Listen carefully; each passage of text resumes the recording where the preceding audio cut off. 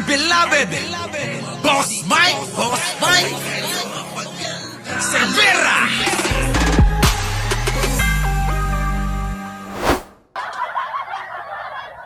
Nakatulog ako. Siguro sa sobrang init ng panahon, ano? Yung panahon, mga kababayan, kakaiba ngayon, ano? Yung init, tapos lamig, init, lamig. Biglang uulan ng malakas, ganyan.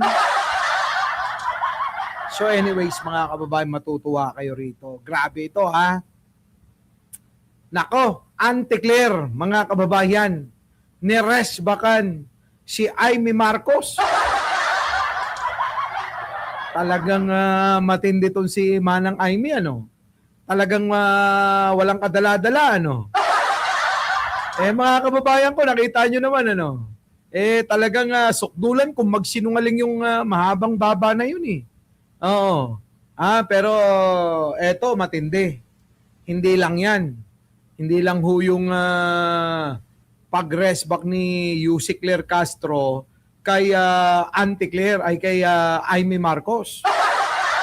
Kundi eto, mga kababayan, kapapasok lang ho na balita.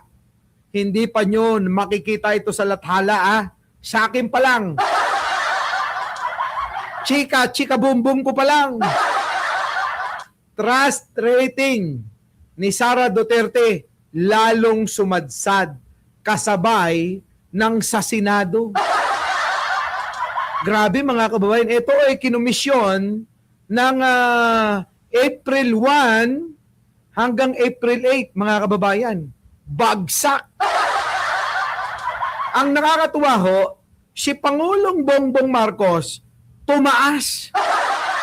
Tumaas ng sobra-sobra. Si Sara Duterte, mga kababayan, wala na, bagsak na. Ayan, itinawag ko sa akin kanina yan. Boss Mike, may bago. Ano yung bago? Bagong survey. Bagsak na si Sara. Gustong-gusto mo to, eh. Syempre, nasa na? Lalabas na ba? Hindi, ikaw na maunang maglabas. Nakita nyo, mga kababayan, ako na raw unang maglabas. Nabagsak na ho yung ratings ni Sara Duterte. Wala na, mga kababayan. Wala na. Wala na, sabi ko sa inyo, eh. Tuloy-tuloy na ng pababa. Abangan nyo ho. Baka sakaling mamayang hapon, mamayang gabi, o bukas ng umaga, lathala na ho lahat itong pagbagsak ng rating ni Sara Duterte. At syempre yung pagangat naman din ng rating, trust rating ni Pangulong Bongbong Marcos natin. Ayos, ayos. At syempre, mga kababayan, paano ba naman hindi babagsak yan? Yung mga kinukuhang kakampi, puro mga dispalinghado. Diba? O mga kakampi, puro dispalinghado, puro may tama ang ulo. Yan yung sinasabi ko, eh. Pero mga kababayan, bago natin umpisan tong talakayin, pwede ho bang humingi ng konting pabor? Bago ho mawala yung boses ko, mga kababayan, mag-like muna kayo. Di ba, Aichang? Paglakihin mo, mama, mag-like muna kayo lahat, mga kababayan ko, para sa paubos ng boses ng vlogger nyo. Nako, eto na, mga kababayan ko. Ang mga DDSoy, unti-unti na hong nag-iiba ng kanilang naratibo, ng kanilang sinasabi. Oo, mukhang paano na sila, pabalikwas na. Bumabalikwas na yung mga DDS, mga kababayan. Sa totoo lang po, eto ho kasing mga pinagkukuha nila na mga tagapagsalita, wala. Eto na. Ulitin ko lang po, nandyan naman yung ating mga moderator, nandyan naman ho yung mga members natin sa ating YouTube channel, sila na po muna ang bahala sa inyo. Hindi ko po na muna kayo maisa-isa. Ano po, Hindi po muna kayo maisa-isa. Lumipat na sa channel mo, boss. channel ng ano. O, eto na mga kababayan ha. Nako po, si Auntie Claire, mga kababayan. Binanatan si Amy Marcos. Pasok. 3 little letters na naman. Ang pangalan, Tignan nyo mga kababayan kung gaano ka sarap ngul-ngulin nito no? Ewan ko ba mga kababayan kung kailan tumanda po itong si Amy Marcos. Naging ganito. Oo, sagwa ng itsura nito mga kababayan. Ano? Pakinggan nyo. takot ngayon. 3 little letters na naman. Ang pangalan, Ombudsman. OMB. Nakakatakot dahil kakasuhan ka raw kapag hindi ka bumoto para sa impeachment ni VP Sara. Tama Nako. ba yun? Nakakatakot talaga. At hindi pa yun. Maliban pa sa OMB, may DOJ pa, may NBI pa, may SEC pa. Sangkatutak na kaso ang uulan sa inyo pag hindi kayo bumoto ng tuwid. Paano yan? Ano, ha? Ano, Maring Joji, ano? Ano, Ai Chang? Mukhang tumatama tayo sa mga sinasabi natin, ano? Na totoo nga na makakasuhan sila. Pero hindi dahil sa hindi nila pagboto ng impeachment kay Sara. Kung hindi, makakasuhan sila sa sandamakmak na mga kaso nila. Di ba? Di ba? Di ba? Di ba? Nandyan na si Mark Ramos, magla-live na yata ito. Mga kababayan, yung mga kaibigan nating mga vloggers, pwede ba? Oo. Kahit hindi ho tayo pinopromote. Di baling walang matira rito. Oo, basta mag-subscribe kayo kay Mark Ramos. Ayos no? Ayos. Oy, Mark Ramos. Ito na mga kababayan ko. Ito yung pinapakalat ni Amy. Kaka-nervyos talaga. Tama ba ito? Talagang may bribery na. May pananakot pa. Ano ba itong nangyayari sa bansa natin? Kita nyo yung drama nitong putang inan to? Alam mo, Amy, wala ka na eh. Yung mga sinasabi mo na yan, wala na, hindi na pinaniniwalaan ng tao. Huling-huli ka na sa akto ng pagsisinungaling mo eh. Yung naka-live ka, yung sinasabi mo, wala na. Ayaw ng paniwalaan ng tao. Kanino kaya galing itong script na to? Saan kaya galing ang kwento na ito? Bakit lumalabas parang chismis lang? Kaya, ayan na, si Atty. Claire Castro, ha? Nakita nyo? Sagot ni Atty. Claire Castro sa banat ni Amy. Bribery na. May pananakot pa. Ano ba itong nangyayari sa bansa natin? Kanino kaya galing itong script na to? Kanino kaya galing itong script na to? Baka dun sa bansot na direktor na kaibigan ni Mark Ramos.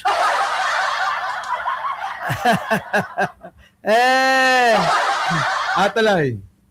Saan kaya galing ang kwento na ito? Saan kaya galing ang kwento na ito? Saan kaya galing ang script na ito? Kita nyo? Ito ho ang rest back ni Yussi Claire Castro dito. Bakit lumalabas parang chismis lang? Kaya nga. Kasi gumagamit ng raw. Nako. Chismis, Gasolito. diba? Panira. Ah. Tapos di naman niya sakop yung house, nakikialam. Oo nga. Tama ba yun? Paano mo itatanong kung tama ba yun, hindi mo nga alam kung totoo? Kaya nga. Mga klient, natatandaan nyo, nag-hearing ito dati. Di ba may ginamit siyang fake na documents? Oo. Isinabit niya doon Oo. sa hearing? Oo. At kinall out ito kung di ako nagkakamali ng DOJ na hindi yan galing sa amin. Tama. Lakas ng loob. Oo. During the hearing, naglabas ng fake document. Senador naglalabas ng fake document. Oo, senador eh.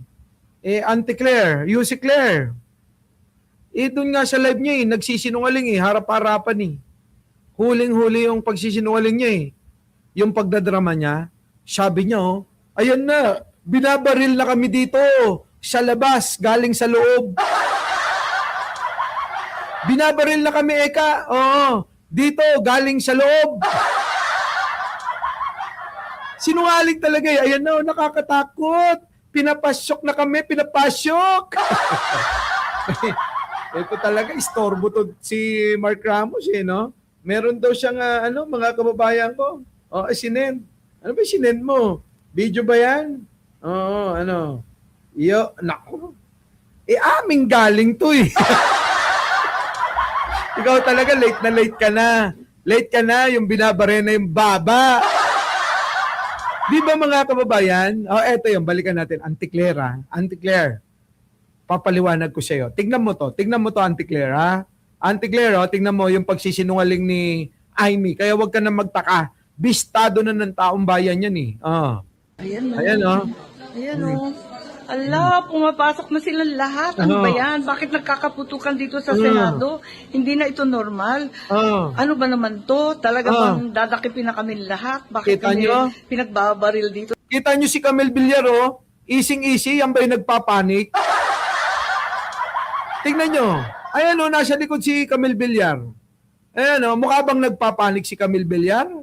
Si Amy Marcos lang yung nagsasabi na, ala, sinusugod na kami, pinapasok na kami. Ganon din kaya yung sinasabi niya pag pinapasok siya. Ay, nako. Oh, ayan oh. Auntie Claire, oh. Pinagbabaril dito sa labas habang Nako. nasa loob, mapayapang nagkukopo. Yan. So, you si Claire, wag mo nang isipin yan si bistado na yan eh. Hearing, at kinall out ito, kung di ako nagkakamali ng DOJ na hindi yan galing sa amin. Tama. Lakas ng loob. Oo. During the hearing, naglabas ng fake document. Senador naglalabas ng fake document. So, paano pa kami maniniwala sa sinasabi mo, kaya mo maglabas ng fake document? You si Claire, sinungaling talaga yung putang inang mahabang baba na yan. Hindi ko ba sa hayop na yung kapatid yata ni Norman? Alam nyo mga kababayan, kung may kulaong, may kulaang. Nakuha nyo? Kung may kulaong, may kulaang. Sino ang kulaang? Eh di si Manang Amy. Alam nyo na. Kung may kulaong, may kulaang. Walang iba kundi si Manang Amy yan. Tuloy. At tulad dito, raw. Raw. Napaka-dramatic pa niya. May director pa to. Oo. Kasuhan. Si Claire kapag bumanat, nakakatuwa din eh. No? Raw. Oh, may director pa to. Oh, di ba?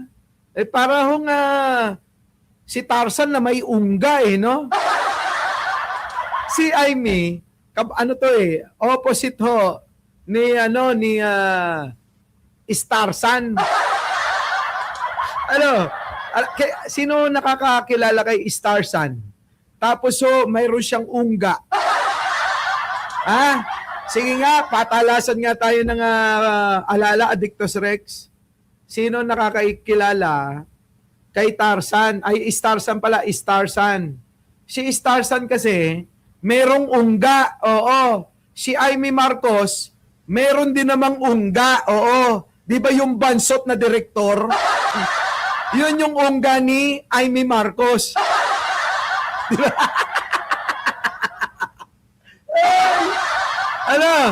Nakuha nyo? Oo, Joey. Yun, si Joey De Leon. Merong ungga, may ungga. Ungga yun, si ungga. Eto namang si Amy Marcos, meron ding ungga.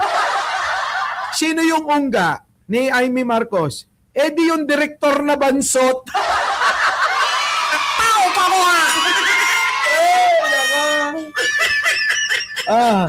Nakuha nyo? Ayop na yan, oh. Si Auntie Claire naman kasi. Yung banat kasi. Banata mo, Auntie Claire, ha? Dito, raw. Napaka-dramatic pa niya. May director pa to. Kakasuhan ka raw. Oo nga. Walang ebidensya to. Wala. Kakasuhan ka raw. Alam niyo, ang nakakadismaya ngayon mga senador, namumutawi sa bibig nila, chismis. Malambas yan. Kakasuhan ka raw, OMB. Kakasuhan ka raw. Kakasuhan ka raw. Anong klase yun? Eh di chismis nga. Chismosa talaga yung mahaba-baba na yun eh. Oo, wala akong ginawa kundi mag-fake news eh. Sabi nga natin kaninang umaga, kaya nga napahinto yung rally ng INC dahil sa mga tirada niya na puro kasinungalingan na may drama. Diba? Siguro utas nung kanyang ungga, yung ungga na unanong direktor. Sabi niya, ganito gawin mo, ganyan gawin mo. Kaya sinunod naman niya. Oh, di ba? Ayun, ano nangyari? Yung rally ng INC na 3 araw, naging 2. Binanatan niya ng binanatan si Pangulong Bongbong. Ano nangyari? Di ba wala? Eto na naman. Puro kasinungalingan talaga. Napakawalang yaho. Napakawalang yan ni Amy Marcos. Oo. Kaya pwede nyo na huyang murahin ng putang inang yan. Yeah. Our beloved Boss Mike, Boss Mike.